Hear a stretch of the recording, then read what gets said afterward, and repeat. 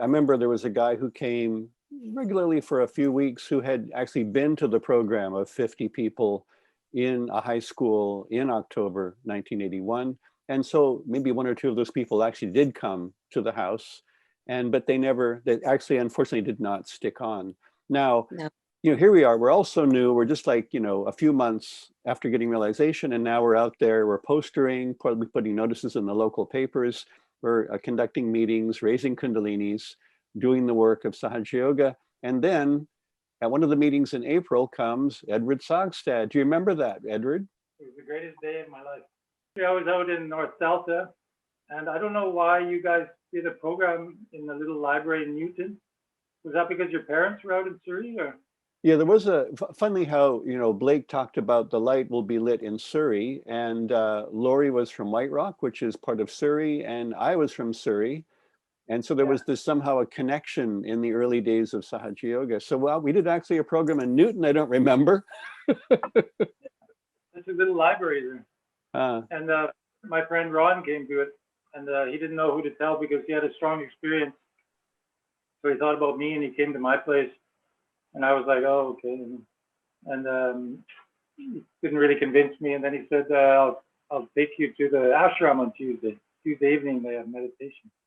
And I sort of forgot about it. And then he shows up Tuesday evening with his car, and okay. And you guys had that little meditation room in the basement.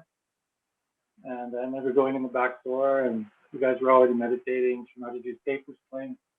And I sat on the floor.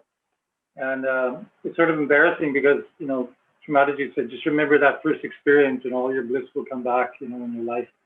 And I didn't have that experience. My back was still paining, I guess, because my kundalini was trying to come up. And Patrick asked me afterwards, he said, do you feel like you have a tight hat on your head? And I said, yeah. He said, that's your Ekadesha Rudra.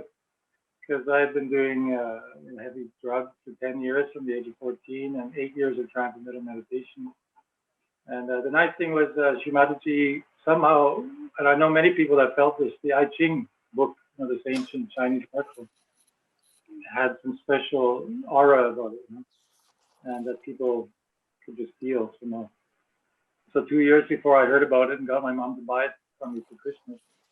And I didn't start using it until just a few months before I got realization, but I knew it worked because all the things I asked, I got really accurate, answers in this book. So, Patrick was telling me transcendental meditation is bad, and all this. I was like, I have no idea. And in a way, I was a bit wishy-washy. I would look for common denominators and stuff and say, oh, that's the truth. So I went home. First thing I did was take out the I Ching, throw the coins and make the hexagram, asked about Shrimatiji. I just got the most fantastic answer, like the age has come and the highest being, and so, after 8 years, instead of doing my 20 minutes of transcendental meditation in the morning, I took this little black and white picture, put it there, looked at my watch, 20 minutes, put my hand towards it, and put it back in the drawer. And I was doing that morning and evening with the foot soak. And after about 2 weeks, I was like waking up out of this trance, that I've been in. I was just binging, didn't have a job, I just really, literally like coming up out of the water and breathing for the first time. And I thought, oh man, I got to get out of here. What am I doing here? And I was in this little house out in North Delta, right beside the railroad tracks, where I'd have big parties every weekend. And after a few weeks, the lease ran out, and I moved over to Main Island for a month, got a cottage there. So I was just getting up at 6 in the morning with the deer all over the island and the blue water out there, and doing my meditation, and I think still in pain from the transcendental meditation and everything. And but I've been to the ashram a couple of times, and somehow that thing, I think also what Patrick had about Mary. I think in fact maybe Patrick mentioned it or something. I remember telling my mom, I think, she's like Mary, she's mother of Christ, and but it was having the ashram there was like, without that, I don't know what it would have happened. So I'd go out there to Vancouver, and when you guys went to New York, drove to New York, Lori said, "Why don't you caretake the ashram for the weekend?" That was at the end of October. I said, "Okay."